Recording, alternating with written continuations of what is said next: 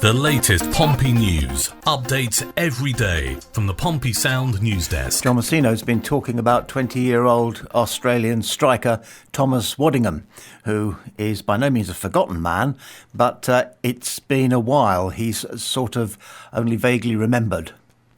With Tom, we are essentially being very, very patient. We're not putting a timescale on it. He is still struggling a bit with his quad. I don't know if he'll be back this season. Hopefully he will, but we're not sure. It's a delicate one if and when he comes back this year. He's had some setbacks, some major setbacks. It's still the same injury. First and foremost, we're being very, very cautious with him, trying to build him up slowly. We did that at the start of last summer because he had been out for a while. Then he had a full pre-season, played in pretty much every pre-season game. He made 4 league appearances at the start of the season as well. He'd had a good build-up to that. There's no right or wrong way, essentially. You can give somebody a very, very slow build-up or just chuck them straight into the deep end.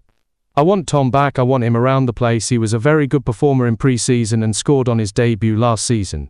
John Messino on Thomas WADDINGHAM. You've got to think, haven't you, to yourself, just where we might be if he'd stayed fit and he'd started banging them in. He looked pretty impressive, if I remember rightly, with what little we saw of him before that training ground injury struck, and how wonderful it would have been for Pompey, John Messino, to have the options of playing him alongside or instead of, giving Colby Bishop a well-earned rest, all that sort of thing.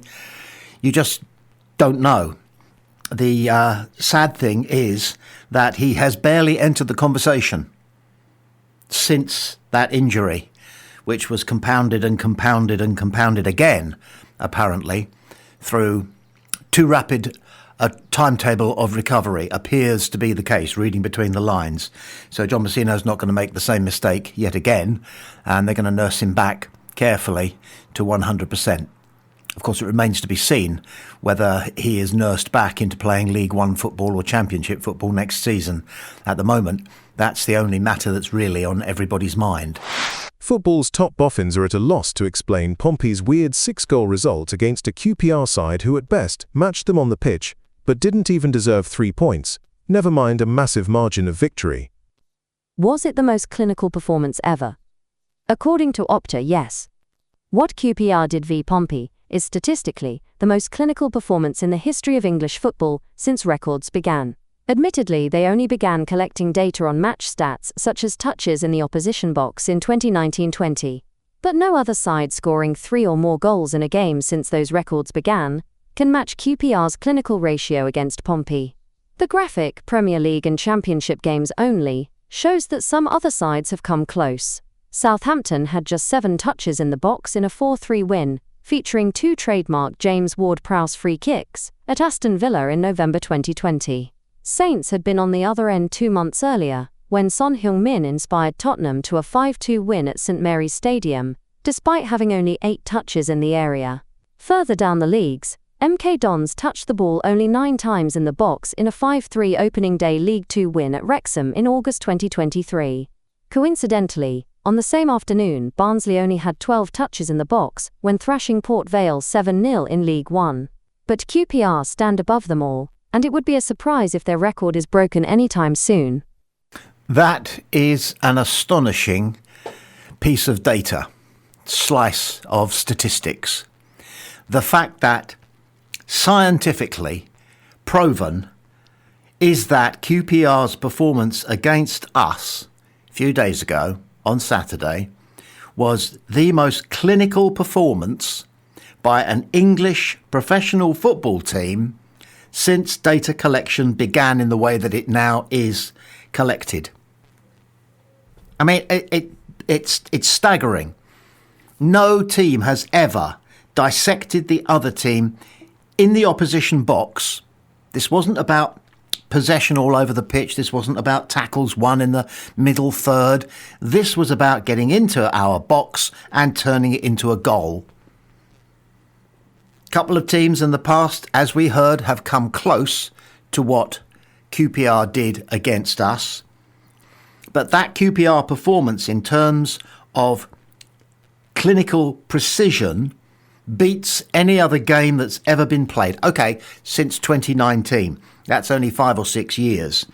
Prior to that, such judgments about clinical performances could only be based on what people saw and how they felt the game had gone. We weren't so heavily dependent on statistics then, but we've got statistics now coming out of our ears. Can they be argued with? A little bit, but not a lot. Can the intelligence, which is tabulating that information and turning it into end results, such as most clinical performance ever, that is now currently as good as it gets, state of the art. So that was our part in the most clinical performance ever recorded. Amazing, isn't it? We were on the receiving end. Now, does that to any extent exonerate the players, the coaching staff? Are they to a certain extent now off the hook? Because it just so happens that on the day, I would put it to you, QPR simply got lucky and lucky again and lucky again and lucky again. So it makes me feel a little bit better, I don't know about you. That astonishing statistic, the most clinical performance ever recorded.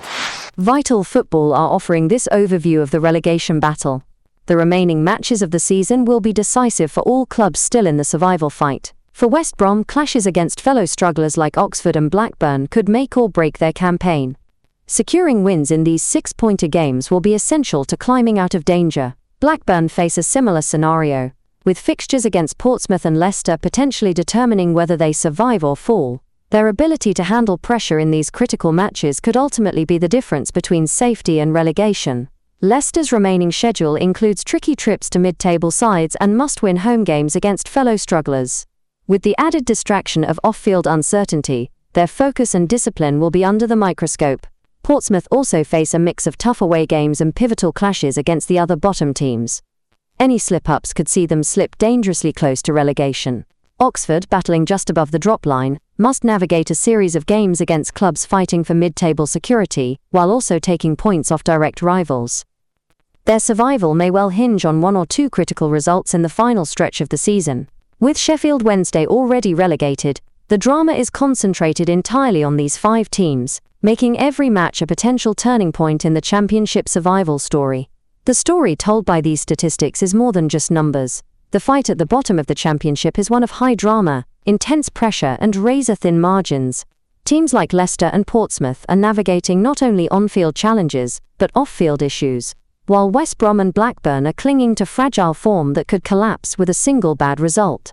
Oxford, meanwhile, must summon every ounce of resilience to cling to safety. The final weeks of the season promise a tense, dramatic finish, where one inspired performance or one critical mistake could decide the destinies of multiple clubs. Survival is never guaranteed, but in a league as competitive as the Championship, it is often the teams that combine grit, strategy and mental toughness who emerge unscathed from the relegation battle. Pretty fair overview, that seems to us. We have our fate in our own hands. We don't have off-field problems. We do have on-field problems, but unlike some of our fellow strugglers, we don't have all sorts of uncertainties hanging over the board and ownership and all the stuff that other clubs have. We've got a fairly clean bill of health when it comes to money compared to most of the clubs that we're down amongst the dead men with. I believe Norwich lost 20-30 million pounds over the same period of time that we lost 4. So we're pretty solid in that regard. But it's what happens on the field that is all important between now, obviously, and the end of the season. You don't need me to reiterate that. Luckily, there are some 6-pointers. We've got some 6-pointers, and other fellow strugglers have got 6-pointers. And those other ones mean that somebody will be losing points. Okay, somebody will be collecting some points, but somebody else will be losing some points.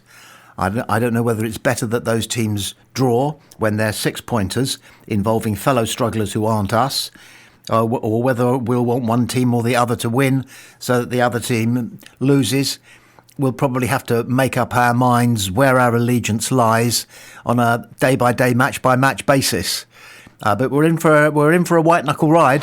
John Mousinho says there are no plans to supplement his coaching staff before the end of the season. Not at the moment. We are fully focused on what we want to do in the league at the minute, and we feel we don't want to distract ourselves at the minute. Changing anything to do with the coaching staff and the impact of a new coach coming in at this stage of the season is something which probably isn't the right thing to do. So we're going to leave it until the summer. If you look at us in my first 2.5 years here, we had myself, John and Zesh, 3 coaches, so we always had 3 coaches. Now, even without Zesh, we have 3 coaches because we added Michael Doyle last summer. So we feel that, as a coaching staff, we can cope with that at the moment. We still want to add that in the summer, but for the short term, we think it's fine. We have Sean North as well around at the moment. So I think we're coping absolutely fine. John Messino on the strategy for bringing in a new coach. I would love to be able to say at some time in the next not too distant future that we told you so.